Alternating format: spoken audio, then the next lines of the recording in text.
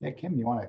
I'm ready to take it away. Thank you for joining us today to learn about positive results from state funding that help launch and accelerate zero textbook cost degree pathways at our colleges in the Minnesota state system, which I'll talk about in just a minute. I want to start though by reconnecting to why we're doing this work, why this legislation that we received to do it was so important. And it won't be a surprising why. I suspect many of you in this session share and understand it. And just to give a little scenario, at this moment, there's probably a student at one of our colleges, at Lake Superior College or St. Cloud State University, or really fill in the blank, who may be ready to drop out of a course. And it's not because their instructor doesn't know their name. It's not because the coursework is too challenging or involves too much effort. Well, those things certainly matter. It might not even be because their personal life is disrupting their studies in an untenable way. Again, all of those are problems on their own, but this student is among the roughly 23% of all students who just can't afford the course textbook or materials. So put another way, of the roughly 10,000 students we serve at St. Cloud State University, approximately 2,300 might fail to complete a course because they can't afford the associated textbook or resources. So zero textbook cost degree pathways, often known as Z degrees, are particularly effective at eliminating the cost of expensive textbooks and resources and allowing equitable access to those courses.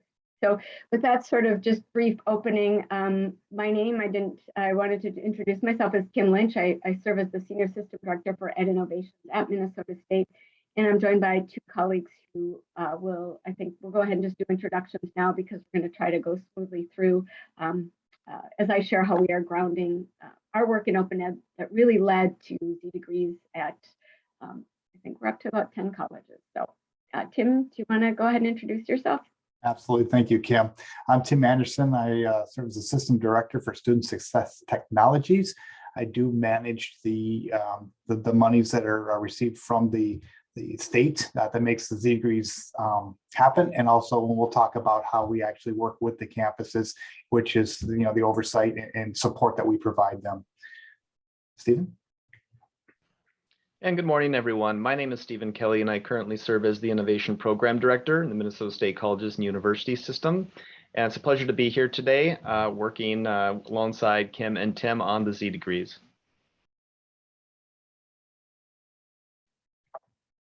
So I introduced myself as an employee of the Minnesota State System of Colleges and Universities, and this just is a snapshot of who we are, kind of a graphic from tip to toe, showing our geographic reach and some information about the breadth of the system as well.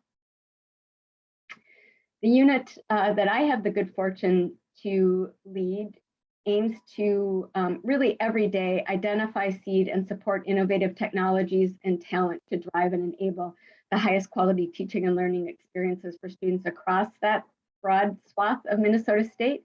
Increasingly, we have embedded within our work attention to equitable and inclusive practices. So you probably aren't surprised that open educational resources and now Z degrees have really been a key area for us to promote cultural fluency and digital accessibility. So really sort of that broader framework of equity and inclusion, which really speaks to the next slide, which is our commitment to equity. Within Ed Innovations, our commitment to equity was developed collaboratively and iteratively among the folks that I work with. And I just want to take a moment to read that commitment out loud and to tie it to the work that we're doing. So our commitment is to serve our diverse communities. We seek to develop skills and strategies to engage in uncomfortable conversations that allow us to acknowledge and incorporate multiple perspectives. In our work, we seek to identify and dismantle barriers based on race, socioeconomic status, gender, religion, sexual orientation, and ability.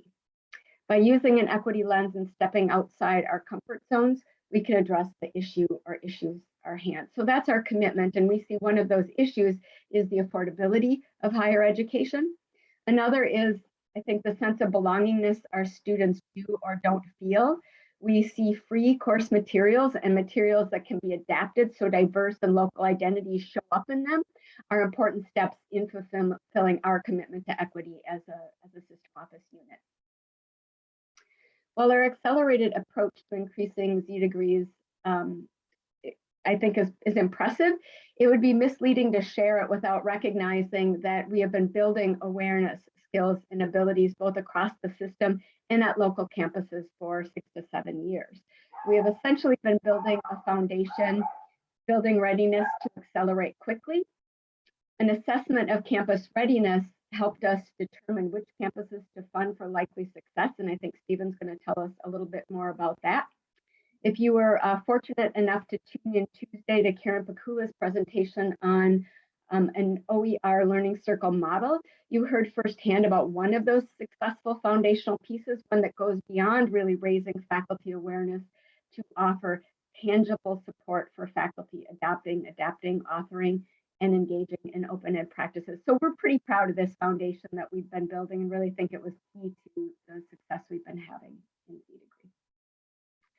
So in the graphic to your left, as you're looking at it, you can sort of see the reach of Z-Degrees both across the state and within the cluster in the metro area. And this is showing them in various states of implementation. On the right, you'll see more about the participating colleges and projections about the number of courses, average number of students per course, and projected saving. I know it's a little bit small in text, so I'll just share an overview of the results so far in this almost a-year journey so far.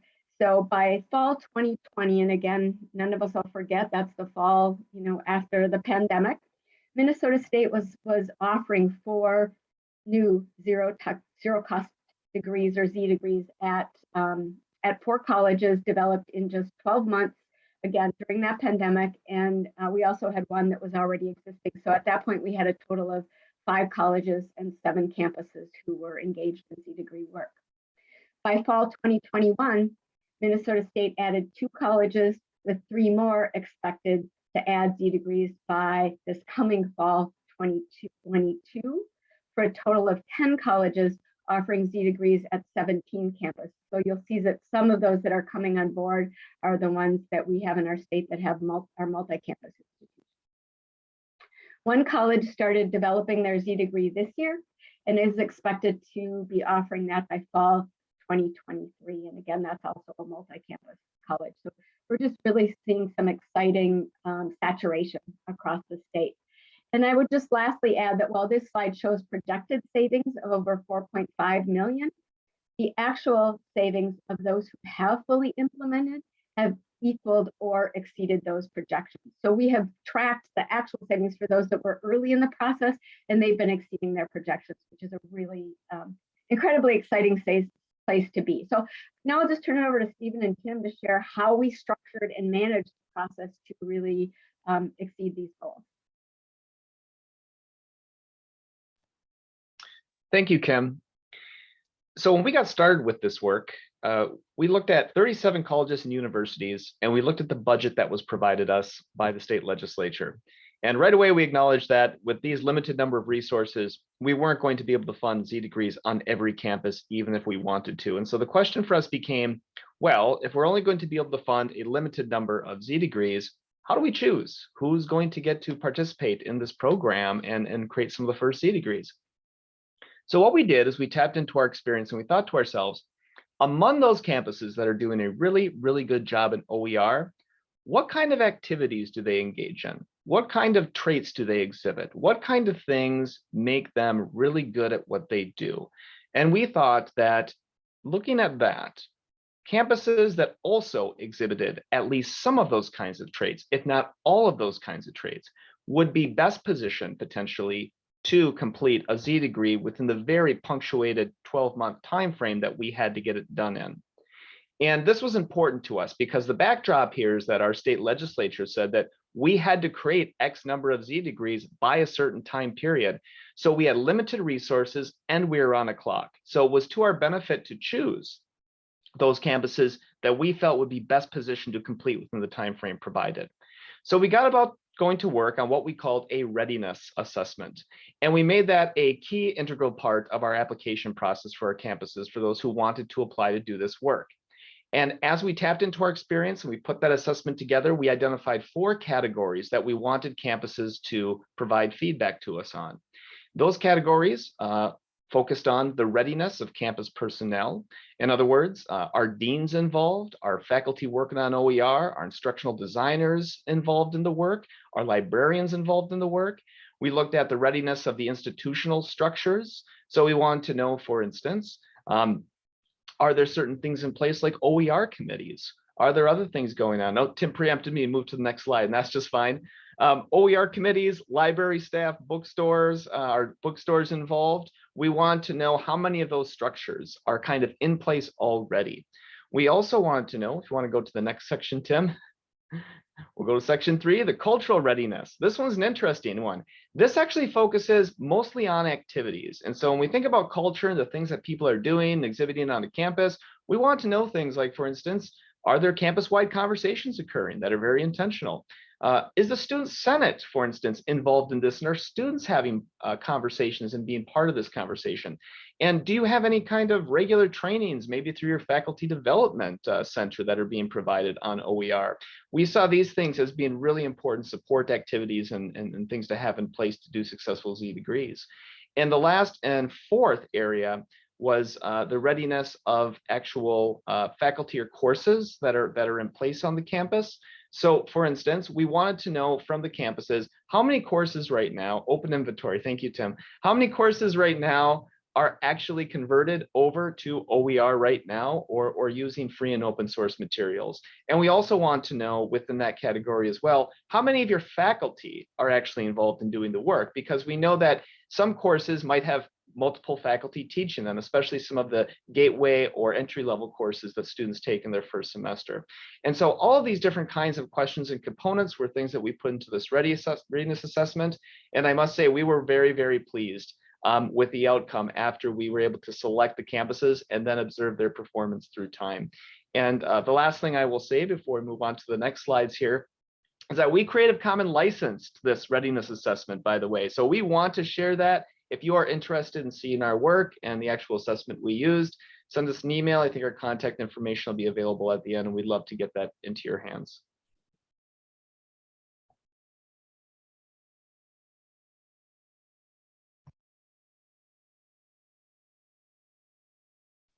Tim, I think you're muted. Thank you. We were really fortunate to receive state appropriations from our state legislators who do recognize the importance of OER to the student success at Minnesota State. So we had to manage those state funds. They're giving us biannual funding, and then we can then go ahead and then bring on these institutions on board. So for example, 6 of our colleges did receive up to $100,000 each. And of those 6 colleges, 4 completed the Z degree within a year. And we were required to do at least 3. So we exceeded that goal. And then those 2 colleges, as Kim was saying, did end up offering those the following fall. And so we're really excited that all 6 made it. So it's really great. So while we gave a lot of latitude to the campuses in how they spent those funds, most colleges use those stipends for marketing, use those funds for stipends and marketing of the Z degrees. It's one thing to actually create them, but it's also to get student awareness of those Z degrees and the courses that are offered at no cost for textbooks for students. The institutions that were selected to implement the Z degree were already well underway with the OER in campuses. And so this funding allowed them to kind of really finish the rest of those courses or add additional, additional courses to that, I'm sorry, menu. That's like, look for the term, the sections, thank you. So they added additional sections to those courses. So during the first year of the project, Minnesota State provided in-kind contributions to help promote this effort as well. So one of the things we had to do is provide support for those campuses. So the system office offered progress facilitators to work directly with the faculty. These were folks who were experts in the OER arena. So each campus could then tap in. I think each progress facilitator did 2 or 3 campuses each, and they worked with those campuses to make sure that they could find that pathway of completing those courses, working with faculty. We also offered Karen Pakula, as she mentioned earlier, those learning circle opportunities where faculty can then actually join those learning circles in a structured way to work from start to finish on developing new resources.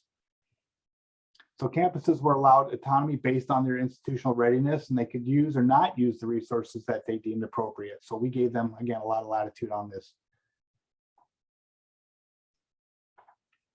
Looking for my mouse, sorry about that. Okay, so this all didn't happen by mistake, right? The success of these Z degrees. It took a lot of work and a lot of foundation. Kim covered a lot of different activities that the Minnesota State system provides all of our campuses in the area of OER. One of the things that we found very important was really developing a sense of community for those folks who are engaging in the OER work.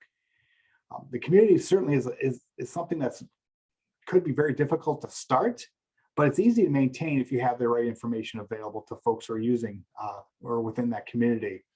So one of the foundations that Minnesota State focused on was using Teams, or even the SharePoint site that comes with Teams, where we create a platform where faculty and staff can collaborate with each other and be informed about OER. A good example is, and Stephen was integral about helping this, is a lot of faculty, they get overwhelmed, right? So they're taking on new OER. They don't know whether they're going to adapt, adopt, or actually create new materials. And so we created some information on where to begin. And in that area, faculty can then learn about different ways of finding resources or creating resources, or even licensing resources appropriately that are open. So Stephen helped create these quick start guides, which really kind of took faculty through by discipline what are the best resources that we could find at the time available where they can get their projects kicked off. We also had publishing and printing information. So once the materials are done, what are faculty going to do with this material? Where are they going to put that? Minnesota State was fortunate enough to be able to create a solution called Opendora. Many of you may be aware of Opendora. This is actually a resource where Minnesota State faculty can put their Creative Commons licensed material for others to be able to search for and use as appropriate too. This is available on the web, Opendora, minstate.edu/Opendora. We can provide that information as well, but we have a lot of faculty resources that are located in that resource, and we're very happy to be able to showcase a lot of what they've done through these efforts. We've also communicated the project very broadly to get the word out to campuses. This also included project updates on our public-facing website. The minstate.edu/OER is a good example. Stephen, if you could drop that link in there, that'd be great. This is also where we give the opportunity of making information available to external users, especially like our state legislators or students who want a little more information about our OER efforts system-wide. So to provide direct support to those campuses, we had a centralized project manager, namely me, who worked with those campuses to make sure that they had the mechanism where they could be successful. And one of the things we created was a tracking sheet. So this consisted of all the courses that were available to complete an AA degree, and then the deans or whoever they delegated can kind of go through that and understand which faculty were going to be teaching those courses, whether or not they volunteered to actually create the OER resources to support those courses, and then we could track the progress as they went along and updated that tracking sheet. They had a very structured 1 month reminder every month to make sure that they were updating that. And so that way we had accurate information along the way. And so we found it would be very valuable. This also allowed I think, it allowed campuses to be a little de-stressed as you went through the process, because they really recognized that they were further along than they realized in many cases. So when they identified those courses in the pathway, lo and behold, there were some courses that were already converted that they weren't even aware of, they being the deans or whoever's managing the campus project. So that was really exciting. And so we recommend use of some kind of a standardized tracking sheet. Every campus uses the exact tracking sheet that allows for us to be able to do centralized reporting back to the state legislators. And so by having consistency in those tracking sheets, we can just literally copy and paste from every resource because it's in the same format, and then be able to report where we are. We also worked with the bargaining units within the campuses. There's a lot of perceptions, especially a few years ago, about what OER and what it means and doesn't mean to faculty. So by sitting and listening and answering questions, we recognize that some of the concerns were maybe unfounded because just of misunderstanding of what OERs are and what they mean to the students. So we worked with them, and we also heard that a lot of the campuses actually had to kind of do a step back and really make sure that faculty were aware of what this effort was, making sure they were well informed and what this means and doesn't mean. And the important part was to also get faculty to understand that not all courses can be converted to OER because of the complexity of the course. And so just to kind of give that recognition that appropriate courses are converted and required for that Z degree program. And so we found that to be very successful in the transparency that we provided through this effort.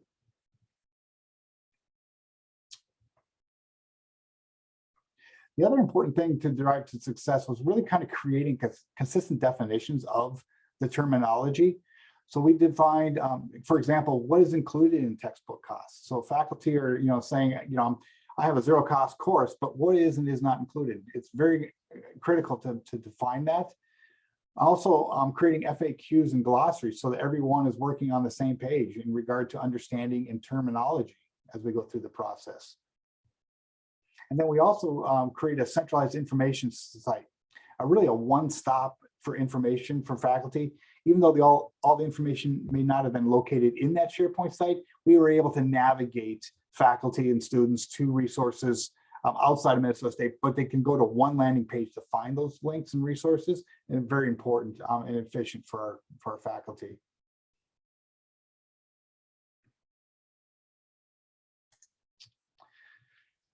All right, bottom line, Z degrees require significant, if not transformational change. So with the change comes uncertainty, but working directly with campuses and providing resources, both personnel and financial, a campus can find success in creating Z degrees. So again, we had a lot of meetings throughout the process, listening and learning and kind of informing, and also having community events. Some of the additional events that we did inject into this was a thing called library work days. This is how we were able to get our librarians involved in this process as well. Although it wasn't directly related to Z degree, we found it very important that librarians are a big resource in helping faculty find those resources. So every year we put on a librarian work day where we kind of get libraries from all of our institutions into a room, virtually now, and kind of walk through what it means for them and how can they support those faculty. Because one of the things that we find, and it's very important to understand this, is that faculty don't always realize that the library have a lot of the resources they need to do their courses in zero cost resources. So whether the libraries have procured those already, or they can navigate those faculty to outside resources. Another great recommendation we have is to use that resource. So next steps in sustainability. So once we got through the first year of Z degree, we found that we could offer our campuses 3 different opportunities for moving forward with the Z degree initiatives. The first is if a campus didn't know where they were in the OER arena as far as how many courses they had and how close they were to be able to complete a Z degree, we offered $25,000 to campuses to explore that throughout the year. Also to provide faculty development and explore resources that are already available within their campuses. And again, through the exploration phase, we found that a lot of campuses realized they were further along than they thought. And so once they explored and found that out, they can then the following year go ahead and apply for the implementation grant. This is where we gave the $100,000 per campuses for each of the last couple of years to actually convert their courses and then eventually get to where they can offer a full Z degree for student pathways. Once those degrees are implemented, the big question is how do we sustain those or how do we expand those? So we offer expansion grants at $25,000 per campus where they can then either add additional sections or add additional courses. We are now starting to look at adding developmental ed courses. So those courses that would even allow those students to even get into a Z degree pathway. very important. And we certainly are opening up those expansions to include those courses as well. So, and so we found that those campuses are dramatically increasing their offerings through that expansion grant. So it's an exciting part of the whole process. And also the state, also want to recognize the state of Minnesota, recognizing that the sustainability effort also doesn't come without a cost. So they have provide additional funding each year for that sustainability effort as well.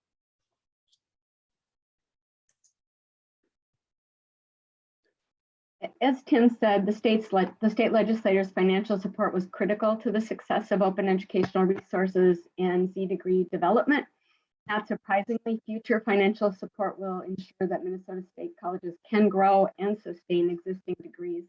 So, we've done a little bit of reflection on what exactly worked in this process, and I'm going to riff a little bit on the elements that Tim shared just previously. And when you look at the area of explore, socialization of and a foundation of OER in place when we began, and continuing to develop that through ongoing opportunities to educate faculty, and then offering support for them along their journey with open education. So as many opportunities as you can imagine and focused opportunities to explore are, I think, have been critical in making this work. Those opportunities for faculty include direct assistance for them to adopt, but also to adapt them specifically to course learning outcomes, local context, and student populations.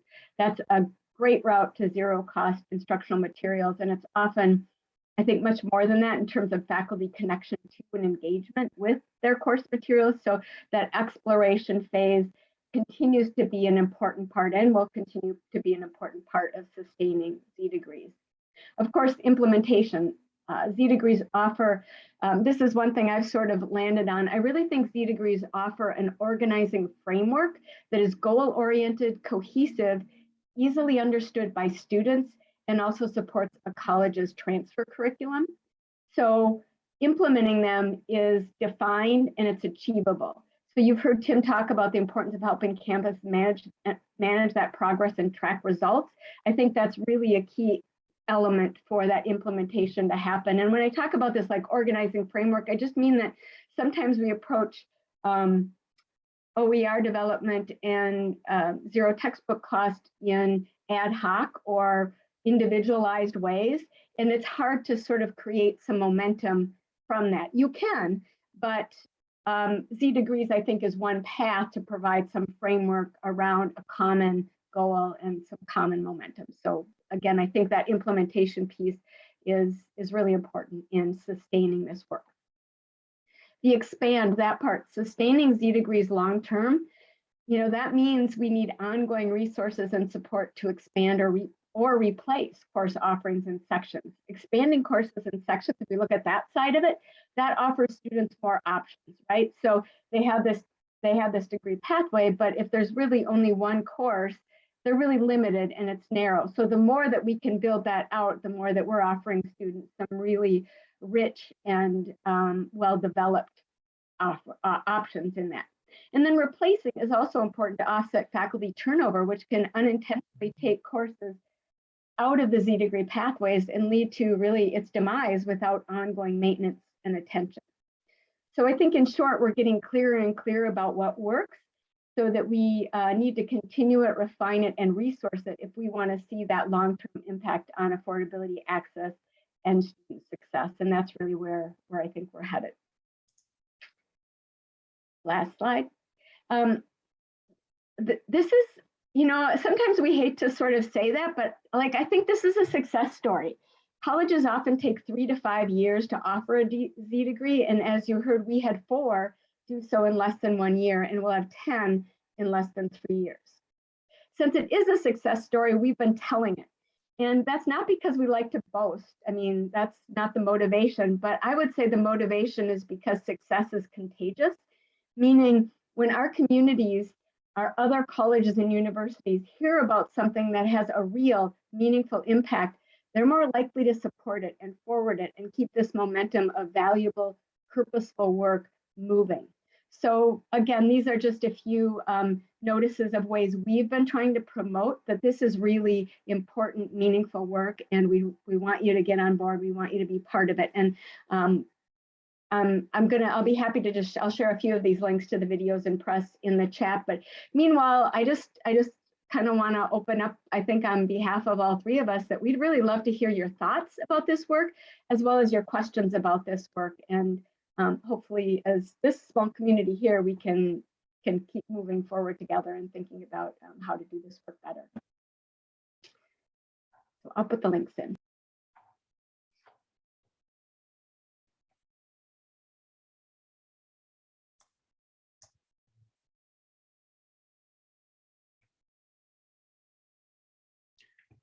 Oh, Kathy's got her hand up. Kathy? Yes, Tim, you had made a comment, if I understood you correctly, that there are some courses that because of the content just can't go this direction. Mm-hmm. So as you identify something as a Z degree, did you set a standard that there couldn't be more than a certain percent or more than a certain number of courses, or it couldn't be promoted and advertised as a Z degree? You know, that's a good question. Unfortunately, 100% of the courses in the pathway, they have to be able to go through all courses. They have to have a pathway. But what we recognize is maybe some of the electives that the student might have taken, other electives may have been put into that pathway to allow students to complete the degree. But what we're trying to do is we're understanding what resources are available for campuses. And a good example is we recently are piloting a Films on Demand subscription, for example, that provides videos to faculty that allows them to be able to demonstrate. We always use welding as an example, but for example, there's good welding videos out there that might be able to demonstrate for students effectively how to do welding, especially in the online environment that otherwise weren't available until we had that subscription. So we're constantly trying to assess the landscape of not only textbooks, but what resources can we make available to faculty and campuses to make those courses zero cost to them. It may cost us money from the system level, but it's zero cost to the student in the end. We're trying to be very strategic in how we pick those out, but so far we're finding it to be pretty effective. Hopefully it answered your question. Yes, thanks.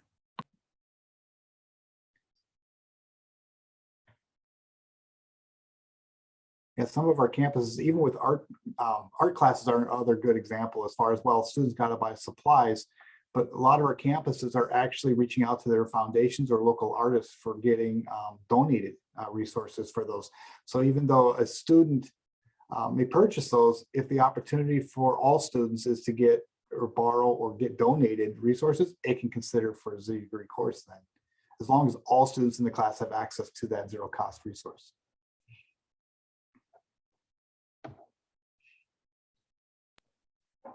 I think, Tim, you bring up kind of an interesting philosophical piece, like in thinking about this too. While as a system, we really have been advocating for standing behind and resourcing efforts with open educational resources, we also recognize that in this effort for zero textbook cost degrees, that not necessarily every course within would be using open educational resources. There might be other paths that they had to making their course zero cost.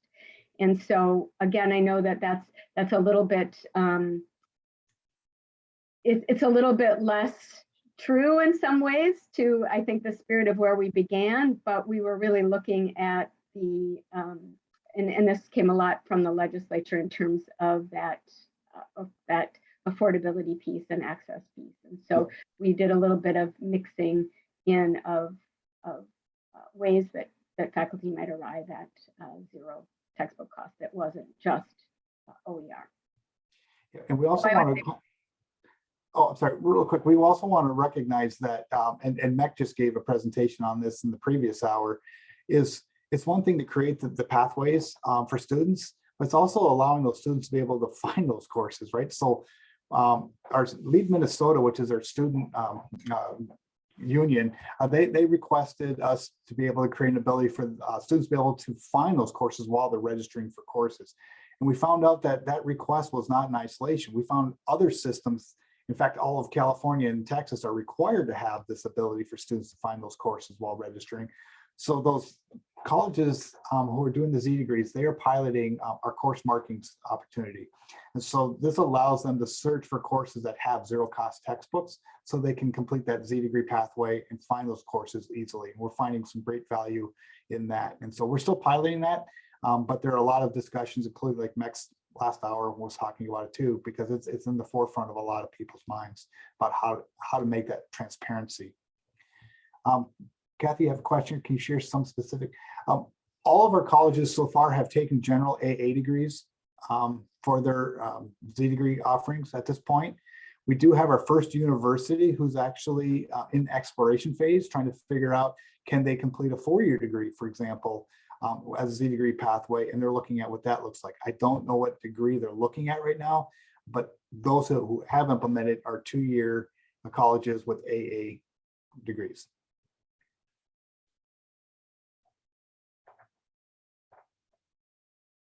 Oh, okay, thanks.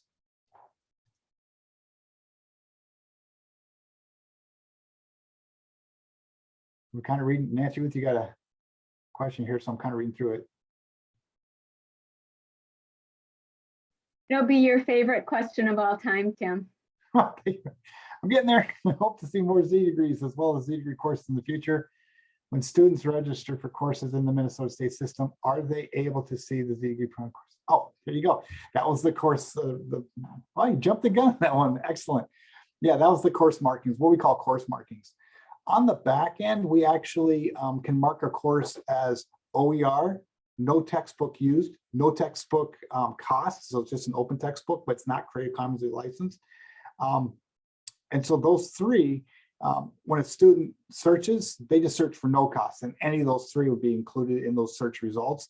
But for our tracking purposes, especially for our system-wide initiatives, we want to see how many, in fact, they're using OER versus open textbooks versus no textbooks being used. And so that course markings is pretty flexible on however we want to do it. And in full transparency, when we did our end of year reporting, we went out there and we know that the institutions who are doing Z degrees were marking those courses, but they went above and beyond and they marked all their courses, all their zero cost courses. So it was very difficult for us to tie which those zero cost courses were in the Z degree pathway. So we're going to be introducing, and this is a recommendation also that I think would be valuable, is we're making a formal recommendation to add a ZDC indicator, which is a Z degree course. So regardless of its OER or no cost, or it's allows us to be able to track the Z degree progress, and also for the campuses to make sure that those pathways open for the Z degree. They can pull, give me all the courses with ZTC, ZDC, 0 degree cost, or course, and now allow them to be able to monitor it as well. So there's a multi-value in having that additional criteria there. Tim and all, I have a question for you, and I'm just wondering if this has been considered. Do you have any plans, or have you addressed policy or funding that may assist libraries or other support units to acquire resources that would support the Z degree? That's a good question. Yep, we're on a state committee that we talk about. So we have a state senator, University of Minnesota, and of course Minnesota State, and then we also have one private college that's represented on this. And so we get to talk with actual state legislators about this. We have not specifically addressed the library. So what we've been doing with the libraries is trying to get them at the forefront of being able to work with faculty in finding materials, but not getting that funding. So that's a good question to ask. We're meeting with them next week, so thank you.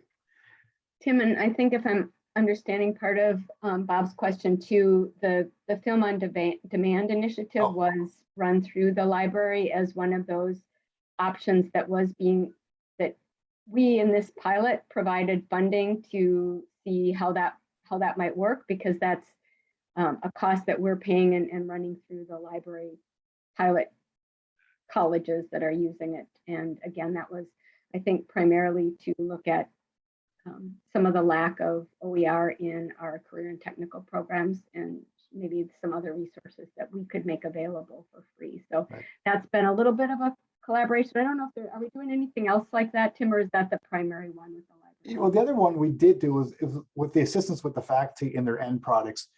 We are also piloting a Pressbooks subscription that allows faculty to create more dynamic content. So instead of just developing a flat textbook, for example, they can create a textbook that has interactivity using H5P, for example, or another, I hate this term, but it's called latex, which allows for mathematical functions to be included in the text as well. So there's a lot of features in that full version Pressbooks that we were making available to all faculty. Well, we have limited subscriptions, but I mean, we open it up for people to apply to use that full version if they're going to use those features. So that's another resource that we're finding that faculty are jumping on board. We got over 20 authors now are creating projects in Pressbooks, and it allows for really dynamic content. And so that's what we're getting out of it. It's exciting.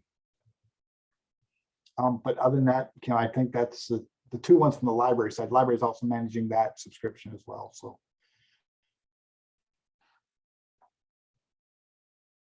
When I say it's library, Minnesota State has a group called PALS. They're really a unit that oversees all the library technology and supports. And so they assist a lot of the faculty directly with that technology, including embedding APIs within the search engine. So when a student goes on or faculty goes on to the library system, they can actually search for OER directly on one search engine that branches out via APIs to other resources outside Minnesota State. Stephen? Oh, you got a yellow circle around you, so I thought maybe you. Oh, well, I was going to share, Tim, just as it relates to Bob's question about resources and libraries. We do have an innovation funding program, which is a program I direct, and we have funded projects in libraries within the system. For instance, we funded a library project that did VR. We funded a library project that stocked culturally responsive books for student teachers to bring to their student teaching in a library. The limitation on that, though, is that while we would, for instance, be interested in providing funding for an innovative library project that would incorporate OER or have really innovative uses of resources, it's limited. It's unlikely that we would be able to do that for every library in our system. So we're always interested in having libraries bring to us great innovative ideas and new ways of doing for the purpose of piloting them, testing them, improving them and their efficacy. But beyond that, we focus on, how can we take those successful projects, communicate them broadly across our system and even beyond, and encourage others to adopt those and make investments in them on their own campuses.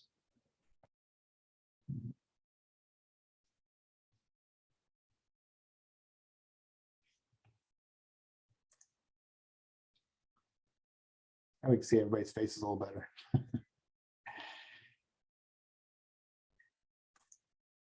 So any additional questions? We still have a couple minutes left, but in the spirit, you're getting most of this. If anybody's any.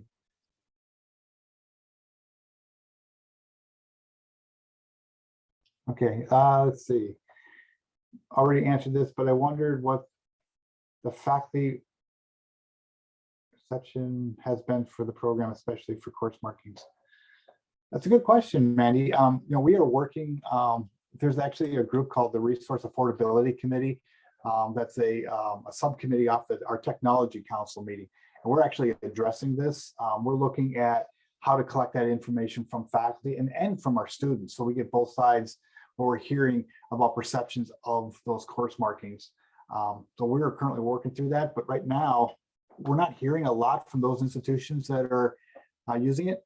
I had a meeting with them probably about a month ago, and I think all but, so we had like 8 of our institutions show up, and I was asking if they're hearing anything from faculty, and they're not on the course markings at this point. But that's at our 2-year colleges at this point. So we haven't engaged our university system. So if we do make a recommendation of expanding this, we definitely want to discuss with them first about what we're hearing and learning and what the successes or opportunities are through the pilot. That's what the pilot's for. I think one related thing we're hearing is how might we streamline the process to get that into our scheduling system, because we certainly don't want to create additional workload if we can help it. And so we've been, we're just looking at some of those pathways with the bookstore where they're already entering information and how that might be integrated into the course scheduling system more effectively, but we're not quite there yet. We have some inroads, but we're not quite there yet. So Yeah. that's been a little bit more of what we've heard. The one thing where we did hear a lot from faculty, and we actually turned off the feature until we figured it out, and that was on the low cost, because as you probably hear that in addition to the zero cost, a lot of folks use, a lot of campuses or systems use course markings to identify those courses that are low cost, below a certain threshold, like $40 is the typical number used. But what we're hearing from faculty is, how do I know my textbook or my resources are under $40? And so it became a really interesting discussion. So we said, you know what, we're going to step back and figure this out and learn from other systems and how they address it. But that's the biggest concern we heard, was the low cost feature. So thank you for the question. All right, well, we're ending the time here, but I do want to extend a heartfelt thanks to all of you on behalf of Kim, Stephen, and myself. It's a great questions. Thank you so much. And if you have any questions, Stephen, in the session, we do have our, otherwise I'll just dump it here in the chat. You certainly can reach out with any questions.